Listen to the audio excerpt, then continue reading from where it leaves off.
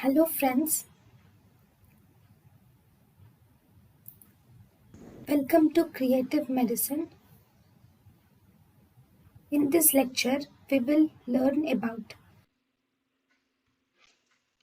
Now, insulin preparations. So, insulin preparations classification, we have ultra short acting insulins, which are actually fast or rapid acting insulins. Okay, these fast or rapid acting insulins include, we have one we have aspart, lispro, and glulisin are the ultra short acting or fast insulins. Then we have short acting insulins, which are regular and semi lente. These are short acting insulins. Then we have intermediate acting insulins, which are actually NPH and lente. We have intermediate acting insulin. Then we have long acting insulins, which are actually glargine and detimer. And we also have ultra lente. Then finally we have ultra long acting insulin.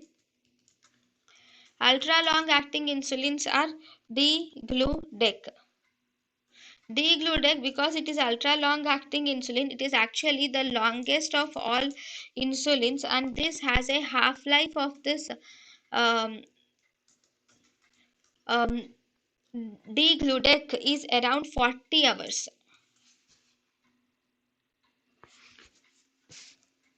See, one more important points about insulins are zinc is added to the insulin. Actually, zinc is added to the insulin. Why? To increase the shelf life of insulin and also to increase the stability of the solution. Zinc is added to the insulin.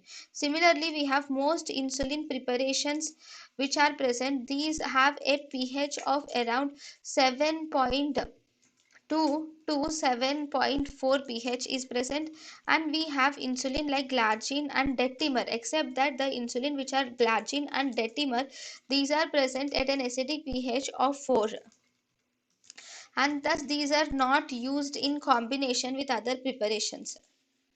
Okay, so thus because of this acidic solution, they are not used in combination with other preparations, whereas detimer.